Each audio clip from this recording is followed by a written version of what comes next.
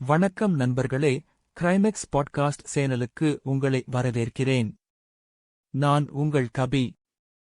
நீங்கள் இப்போது கேட்கப் போகும் அனுராதபுரத்தின் மர்ம வீடு என்ற கதை முழுக்க முழுக்க கற்பனை. வாருங்கள், கதைக்குள் நுழையலாம். அனுராதபுரத்தின் மர்ம வீடு. அத்தியாயம் 1. பனிமூட்டத்திற்குள் ஒரு நிழல். இலங்கையின் புனித நகரமான அனுராதபுரம் ஆயிரக்கணக்கான ஆண்டுகால வரலாற்றை தன்னுள் கொண்டது. பெரிய தூபிகளும் பழங்கால இடிபாடுகளும் நிறைந்த இந்த நகரத்தில் காலம் உறைந்து கிடப்பது போன்ற உணர்வு ஏற்படும். பெரும்பாலான மக்களுக்கு இந்த நகரம் அமைதியைத் தரும். ஆனால் வங்கி ஊழியரான ராஜாவுக்கு மட்டும் அந்த நகரின் ஒரு குறிப்பிட்ட மூலை பயத்தை தந்தது. ராஜாவின் அதிகாலை வழக்கம் மிகவும் கட்டுக்கோப்பானது. தினமும் அதிகாலை 4:30 மணிக்கு நகரம் இன்னும் பனிமூட்டத்தில் போர்த்தப்பட்டிருக்கும் வேளையில் அவர் நடைப்பயிற்சி ஜாகிங் செல்வார். அவரது பாதை பழைய எல்லைச்சாலை வழியாகச் செல்லும். அந்தச் சாலையில் உள்ள மரங்கள் இருட்டில் எலும்புக்கூடுகளைப் போல காட்சியளிக்கும். அந்தச் சாலையின் ஓரத்தில் ஒரு பழைய காலத்து பங்களா இருந்தது. அது ஒரு பிரம்மாண்டமான 2 அடுக்கு மாடி வீடு. ஆனால் இப்போது அது சிதிலமடைந்து காணப்பட்டது. அதன் சுவர்களில் ஆலமர விழுதுகள் அரக்கனின் விரல்களைப் போல படர்ந்திருந்தன. அந்த வீட்டின் வெள்ளை நிறவர்ணம் உதிர்ந்து கருப்பு நிறப்பாசி படிந்திருந்தது.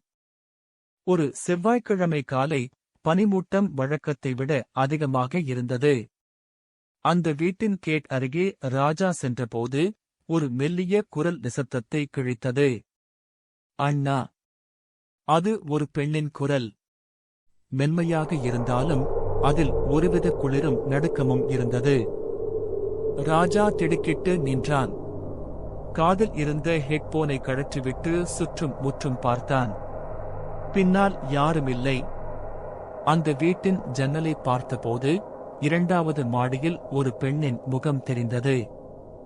அந்தப் பெண் அழகாக இருந்தாலும் அவளது கண்கள் பயத்தை ஏற்படுத்தின. யார் அங்கே? உங்களுக்கு ஏதும் உதவியா என்று கேட்டான் ராஜா. அந்த பெண் ஜன்னலுக்கு மிக அருகில் வந்து, ஒன்றுமில்லை அண்ணா என்று முணுமுணுத்தாள். அந்தச் சத்தம் அவன் காதருகில் கேட்பது போல் இருந்தது. அடுத்த வினாடி அவள் பின்வாங்கி இருட்டுக்குள் மறைந்தாள். அத்தியாயம் 2. தொடரும் மர்மம். அடுத்த ஒரு வாரத்திற்கு ராஜாவால் தூங்க முடியவில்லை. தினமும் அதே நேரம், அதே குரல். அண்ணா என்று அழைப்பதும் பின் ஒன்றுமில்லை என்று சொல்வதும் தொடர்ந்தது. ராஜா அந்தப் பகுதியில் உள்ள தேநீர் கடைகளில் விசாரிக்க ஆரம்பித்தான். அந்த வீட்டைப் பற்றிச் சொன்னதும் பெரியவர்கள் தலையை ஆட்டினார்கள். தம்பி, அது பெரேரா பங்களா.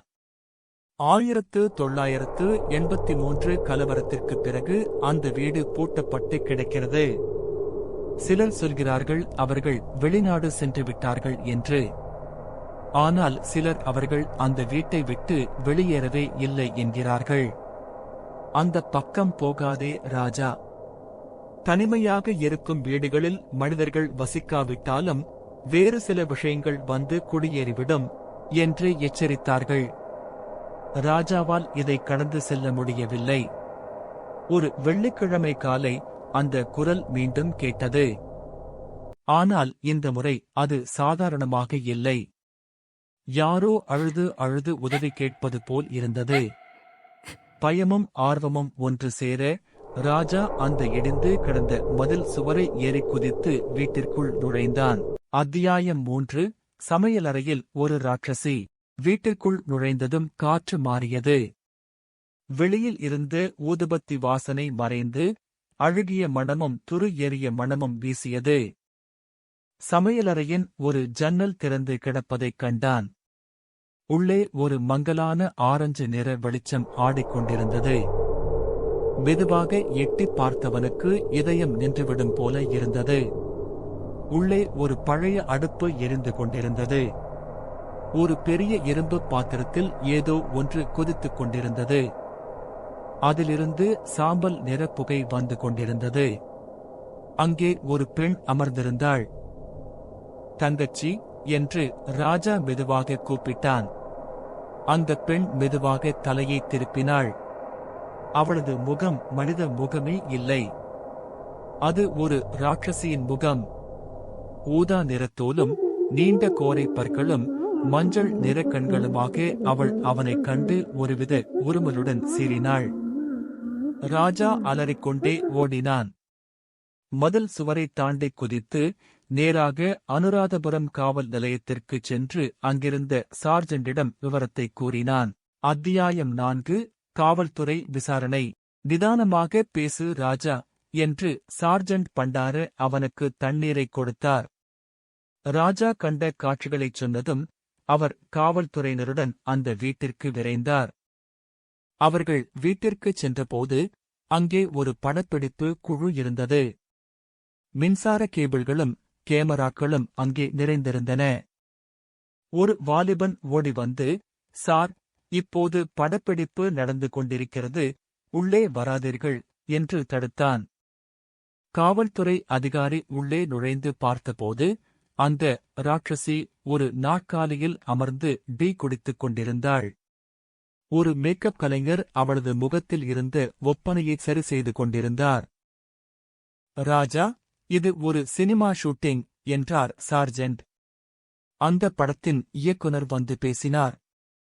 மாயா மோகினி என்ற ஒரு திகில் தொடருக்காக அவர்கள் அங்கு 10 நாட்களாக படப்பிடிப்பு நடத்தி வருகிறார்கள்.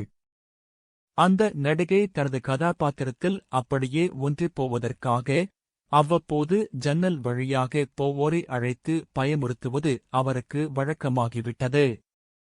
ராஜா அவமானத்தில் தலை குனிந்தான். காவல்துறையினரும் இது ஒரு தவறான புகார் என்று கூறிவிட்டு புறப்பட்டனர். அத்தியாயம் 5 அந்த 2வது ஜன்னல். ராஜா வெளியேற தயாரான போது மீண்டும் அந்த மேல் மாடி ஜன்னலை திரும்பிப் பார்த்தான். அங்கே அதே பெண் நின்றிருந்தாள். அவள் ராட்சசி மேக்கப் போடவில்லை. அவள் அந்த நடிகையும் இல்லை. அவள் மிகவும் மெலிந்த தோற்றத்தில் பழைய வெள்ளை நிறச்சேலையில் இருந்தாள். அவள் கண்ணீருடன் ராஜாவை பார்த்து தனது கையை உயர்த்தி அந்த அறையின் தரைப்பகுதியை சுட்டிக்காட்டினாள்.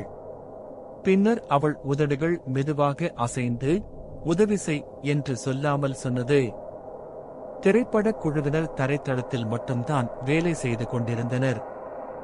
2வது மாடி இருட்டாகவே இருந்தது.